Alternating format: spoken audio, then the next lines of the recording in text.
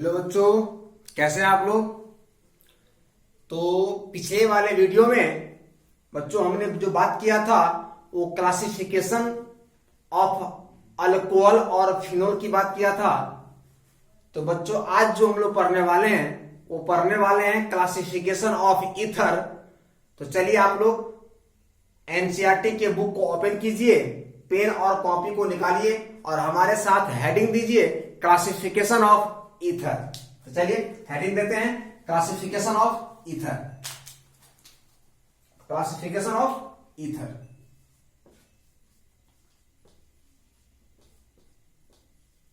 Classification of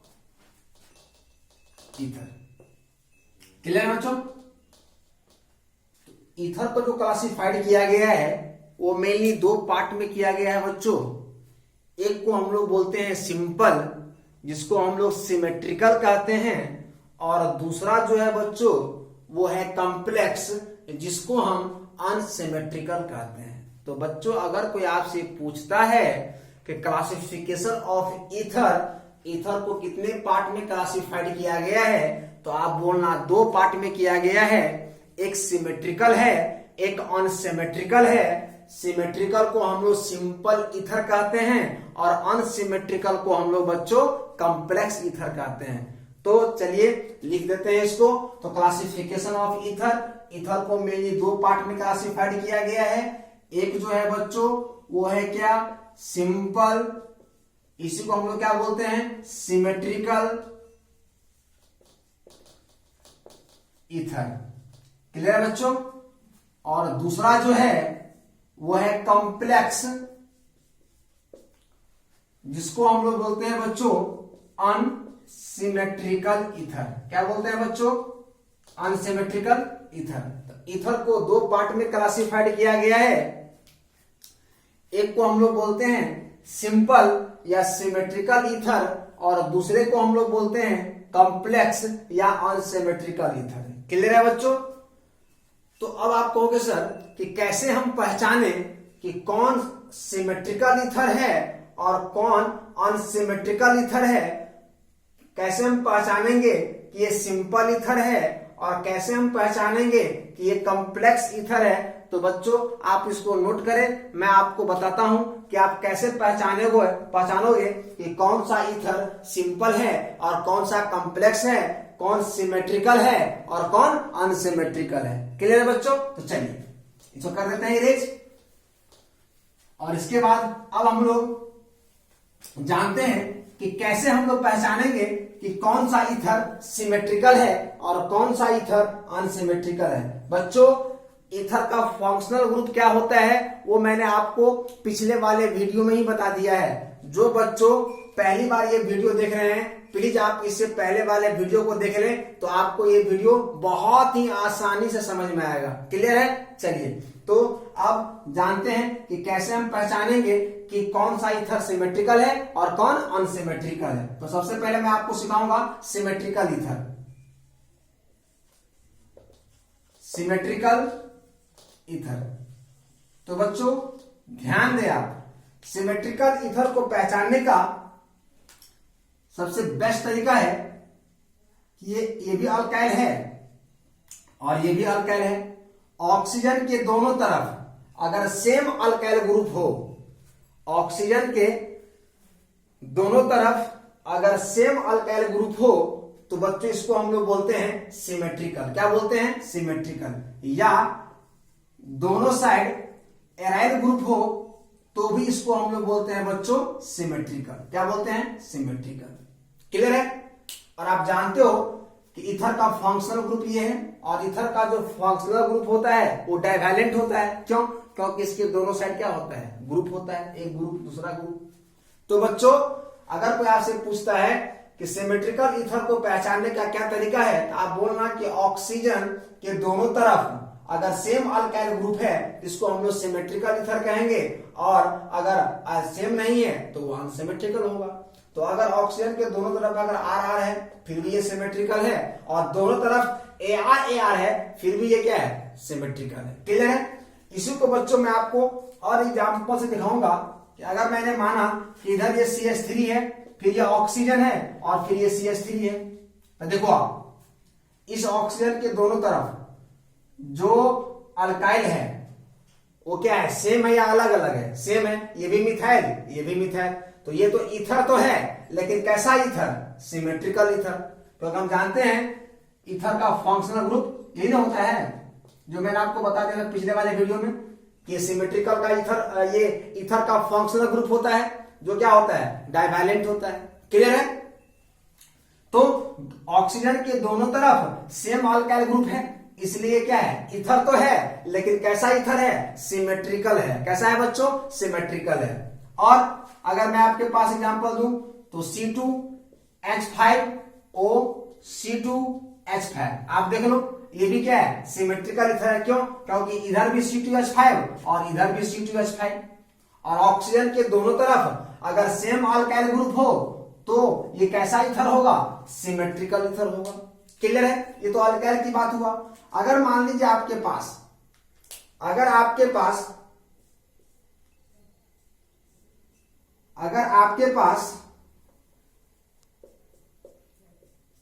दो aryl group हो और सेम हो, फिर भी ये क्या है? सिमेट्रिकल है। क्लियर बच्चों? तो सिमेट्रिकल को पहचानने का, इसको हम लोग सिंपल भी कहते हैं, सिमेट्रिकल को या सिंपल को पहचानने का सबसे बेस्ट तरीका यही है कि ऑक्सीजन एटम के दोनों ओर अगर सेम ग्रुप हो, चाहे वो अल्काइल हो और चाहे वो एराइल हो, तो वो ईथर कैसा होगा? सिमेट्रिकल ईथर होगा। देख लो आप, सेम अल्काइल ग्रुप, तो ये ईथर तो है लेकिन सिमेट्रिकल ईथर है। यहां भी देख लो आप, ऑक्सीजन एटम के दोनों ओर क्या है? सेम अल्काइल ग्रुप है, तो ये क्या होगा? सिमेट्रिकल ईथर होगा। अब यहां पे देख लो कि ऑक्सीजन एटम के दोनों ओर सेम जो है एराइल ग्रुप है, तो इसको हम लोग क्या बोलेंगे? सिमेट्रिकल ईथर बोलेंगे। क्लियर है? तो चलिए फटाफट इसको नोट कीजिए और हम लोग अब सीखेंगे पहचानना कि कैसे पहचानेंगे कि कौन सा ईथर अनसिमेट्रिकल है। इसको आप लोग फटाफट नोट कर लीजिए।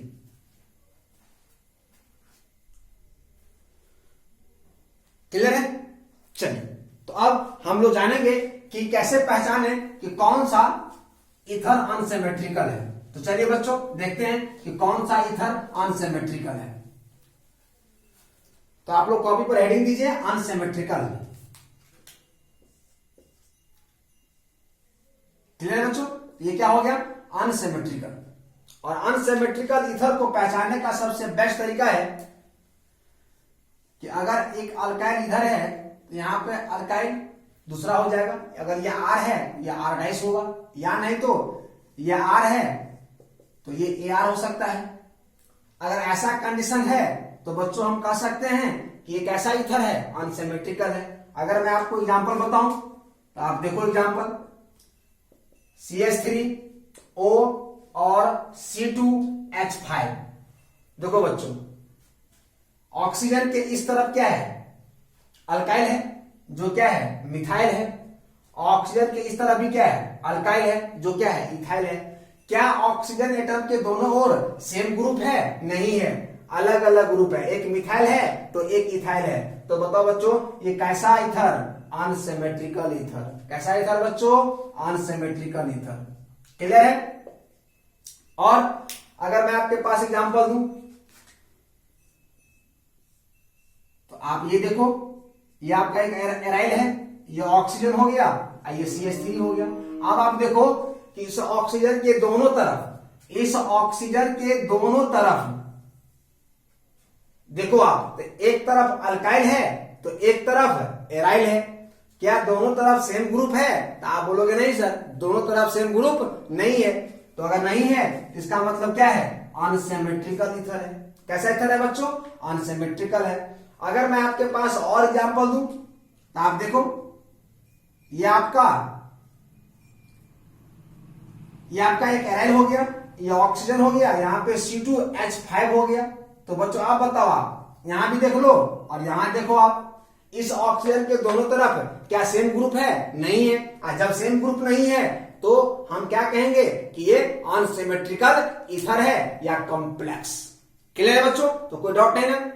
तो बच्चों एक लाइन में आप याद रखो कि ऑक्सीजन एटम के अगर दोनों तरफ चाहे वो अल्काइल हो और चाहे वो एराइल हो, अगर सेम है तो हम बोलेंगे सिमेट्रिकल, या उसी को हम लोग सिंपल कहते हैं। और अगर ऑक्सीजन के दोनों तरफ अगर डिफरेंट ग्रुप है, चाहे वो अल्काइल का हो चाहे एराइल का हो, माने ऑक्सीजन के दोनों तरफ देखेंगे और दोनों तरफ अगर डिफरेंट ग्रुप आ रहा है तो हम कहेंगे ये अनसिमेट्रिकल ईथर है, मतलब क्या, कॉम्प्लेक्स ईथर है। क्लियर है बच्चों? तो चलिए इसको आप नोट कीजिए। क्लियर है? चलिए, तो बच्चों तो यहां पे होता है क्लासिफिकेशन खत्म, और यहां पर हम लोग क्लासिफिकेशन जो है ईथर का पढ़ लिया। इससे पिछले वाले वीडियो में हमने अल्कोहल और फिनोल को देखा था, और अभी हमने ईथर को देखा। तो चलिए क्लासिफिकेशन होता है यहाँ पे खत्म, और बच्चों अब हम लोग पढ़ने वाले हैं नोमेनक्लेचर। और बच्चों मैं आपको बता दूं, नोमेनक्लेचर आप लोग 11th क्लास में भी थोड़ा बहुत पढ़ा होगा, तो फिर भी मैं यहाँ पर आप लोग को बताऊंगा कि कैसे हम नोमेनक्लेचर करेंगे, अल्कोहल का कैसे करेंगे, फिनोल का, और कैसे करेंगे ईथर का। क्लियर है? तो चलिए इसको करते हैं यूज। तो बच्चों अब जो हम लोग पढ़ने वाले हैं वो पढ़ने वाले हैं नोमेनक्लेचर। और तो चलिए आप लोग हेडिंग दीजिए आईयूपीएसी नोमेनक्लेचर। तो हेडिंग दीजिए आईयूपीएसी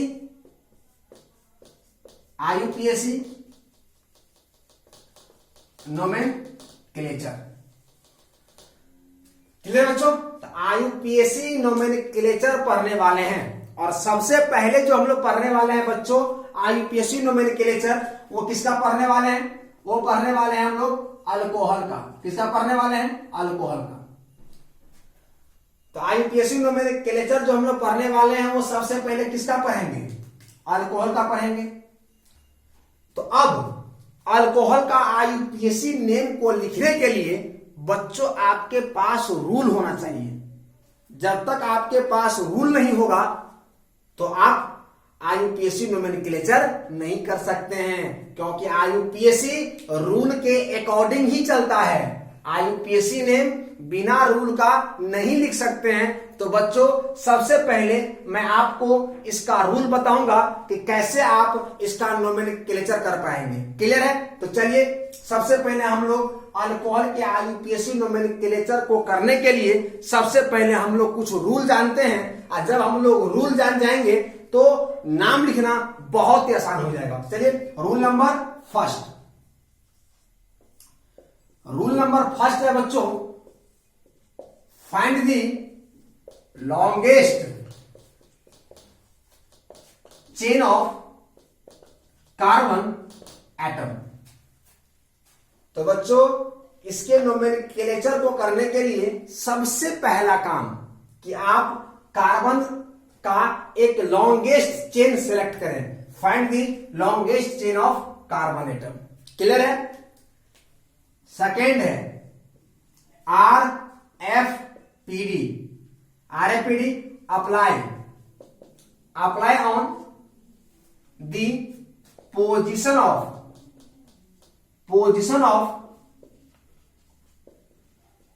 functional group।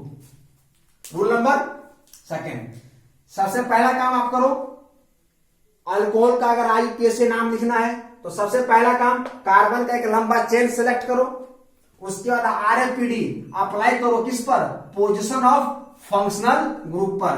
बच्चों RFPD का मतलब होता है rule of first point of difference. Rule of first point of difference. Clear है? और हम लोग किस फंक्शनल ग्रुप की बात करने जा रहे हैं? OH का। OH का मतलब अल्कोहल, जो मैंने आपको पिछले वाले वीडियो में समझा दिया है। अगर बच्चों अगर फंक्शनल ग्रुप पे अगर डिसाइड नहीं होता है, अगर नाम लिखना अगर फंक्शनल ग्रुप पे अगर डिसाइड नहीं होता है, इफ नॉट डिसाइडेड, अगर इस पर डिसाइड नहीं होता है, then RFPD apply on the position of substituent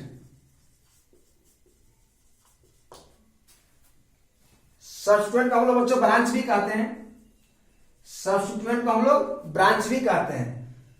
तो सबसे पहला काम, find the longest chain of carbon atom. पहले आप कार्बन का एक लंबा चेन ढूंढ लो, फिर आरएपीडी किस पर अप्लाई करो, फंक्शनल ग्रुप पे करो। अगर इस पे डिसाइड नहीं होता है तो आप आरएपीडी सब्स्टिट्यूएंट पर लगाओ, अगर सब्स्टिट्यूएंट पर नहीं होता है तो अल्फा बेटिकल में लगाओ। क्लियर है बच्चों? तो एक काम कीजिए, आप लोग ऊपर से इस लाइन को लिखिए, मैं आपको ऊपर एक लाइन और लिखना पड़ेगा, 4 रूल, एक रूल और लिखना पड़ेगा। क्लियर है? तो मैं यहां से इसको मिटाता हूं, इस लाइन को, और मैं यहां पे एक रूल और लिखता हूं। अगर इस पे डिसाइड नहीं हुआ, अगर सब्स्टिट्यूएंट पर भी डिसाइड नहीं हुआ, इफ नॉट डिसाइडेड, अगर इस पर भी डिसाइड नहीं हुआ, देन 4 नंबर रूल है ये, then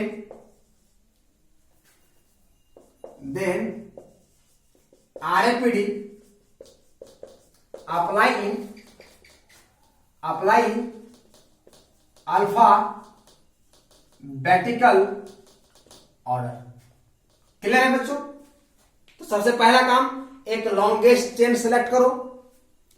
दूसरा काम, आरएपीडी फंक्शनल ग्रुप पे अप्लाई करो। कौन सा फंक्शनल ग्रुप? अल्कोहल पर। अगर उस पर भी डिसाइड नहीं होता है तो आरएपीडी सब्स्टिट्यूएंट पर लगाओ, और अगर सब्स्टिट्यूएंट पर भी नहीं होता है तो अल्फा बेटिकल ऑर्डर में लगाओ। क्लियर है? तो आपका आईयूपीएससी नाम आराम से लिखा जाएगा। तो बच्चों इतना रूल को पहले आप लोग लिखिए, और मैं आपको अभी एग्जाम्पल करके दिखाता हूं, बहुत ही आसान है। क्लियर है? चलिए अब मैं आपको एग्जाम्पल करके दिखाता हूं कि कैसे आप ये रूल सेट करेंगे अल्कोहल के नोमेनक्लेचर पर। क्लियर है बच्चों? तो चलिए ध्यान दीजिए आप लोग सब। अगर मान लीजिए आपके पास एग्जाम्पल ये है, अगर आपके पास एग्जाम्पल है ये CH3 OH CH2 CH2 CH3 CH2 CH3। Clear है बच्चों? तो सबसे पहला काम, चलो अब आप लोग जो कॉपी में आप लोगों ने रूल लिखा है उस रूल को पढ़े आप। तो पहला रूल बोले क्या है? पहला रूल है कि find the longest chain of carbon atom. सबसे पहला काम कि कार्बन का एक लंबा चेन चुनना है। 1 2 3 4 5 6, 1 2 3 4। अगर ये लेंगे तो 4 कार्बन, अगर ये लेंगे तो 6 कार्बन।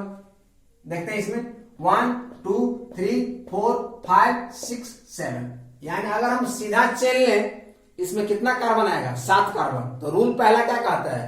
पहला रूल यही कहता है कि सबसे पहला काम आप वैसा चेन सेलेक्ट करो जिसमें मैक्सिमम नंबर ऑफ क्या हो? कार्बन हो।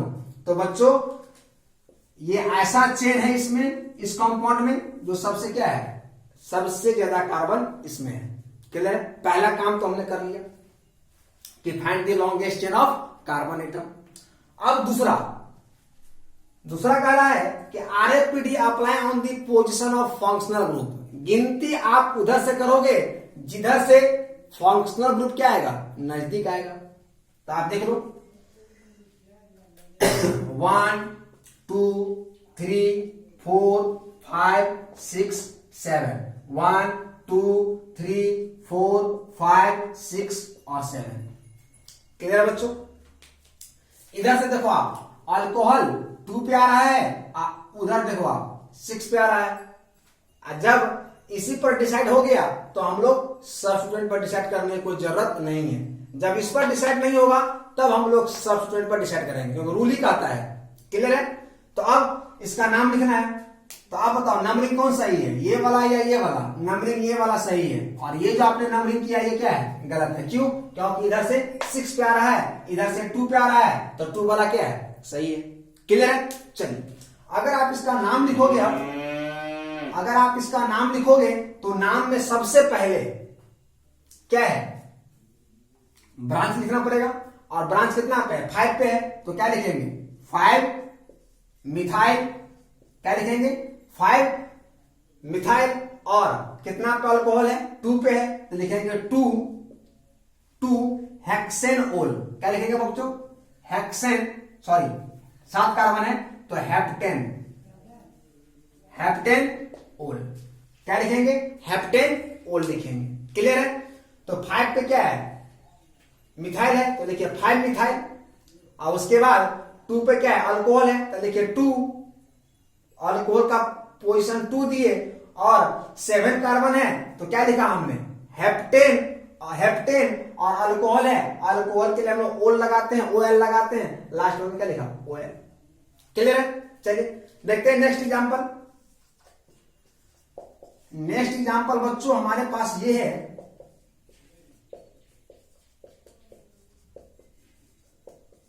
ये एग्जांपल है हमारे पास। तो पहला रूल क्या है बोलिए? पहला रूल है कि लंबा चेन सिलेक्ट करें।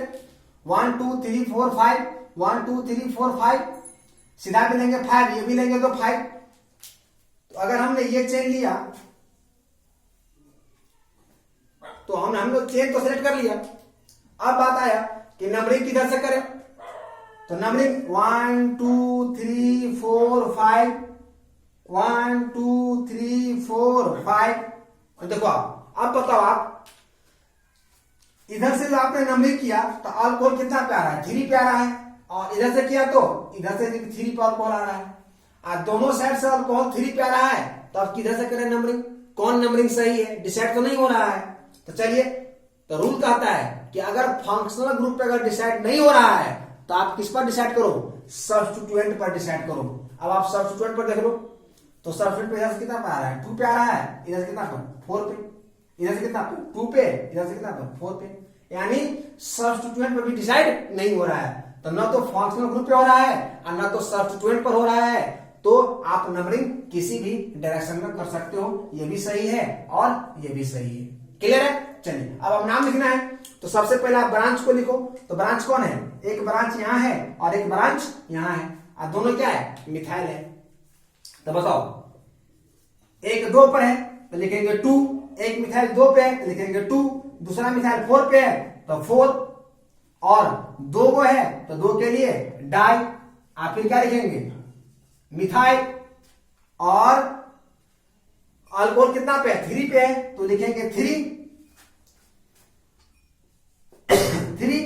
और कितना कार्बन? 5 कार्बन। तो क्या हो जाएगा? पेंटेनोल। क्लियर है बच्चों? चलिए फटाफट आप लोग उसको नोट कीजिए। क्लियर है? चलिए नेक्स्ट एग्जांपल। नेक्स्ट एग्जांपल बच्चों ये है। नेक्स्ट एग्जांपल आपके पास ये है,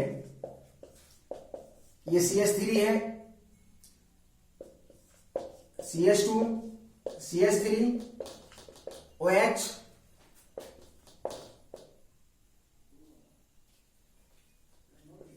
CH2, CH2 और CH3। क्लियर बच्चों? अब आप बताओ इसका अगर नोमेनक्लेचर करना हो तो क्या करेंगे? तो सबसे पहले लॉन्गेस्ट चेन सिलेक्ट कीजिए।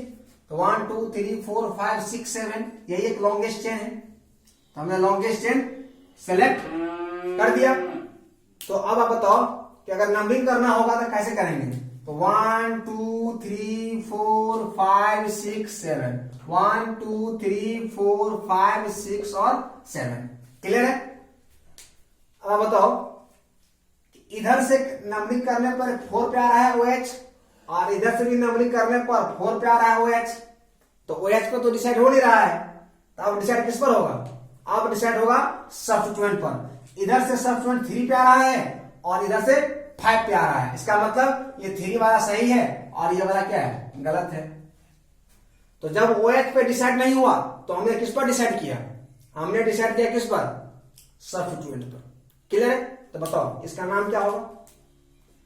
इसका नाम होगा 3 मिथाइल और कितना पे अल्कोहल है? 4 पे है तो 4 और हेप्टेनोल। क्लियर है? तो डाउट तो नहीं ना? चलिए हो गया। तो बच्चों आज के लिए इतना ही। तो अगले वाले लेक्चर में फिर मैं आप लोगों को नोमेनक्लेचर ही पढ़ाऊंगा। इस पर और कुछ क्वेश्चन आपको प्रैक्टिस करवाऊंगा, तो आप इसको बढ़िया से देख लीजिएगा एक बार, बुक में जो भी एग्जाम्पल हो बनाने की कोशिश कीजिएगा। वैसे हम अगले वाला लेक्चर में फिर आप लोगों को कई सारा क्वेश्चन करवाएंगे। तो आज के लिए इतना ही। वीडियो अगर पसंद आता है तो लाइक कीजिए, सब्सक्राइब कर दीजिए और शेयर कर दीजिए। आपके जो भी फ्रेंड सर्कल है उसमें अगर पढ़ना चाहता है चैप्टर वाइज आप उसको जरूर शेयर करें। ओके।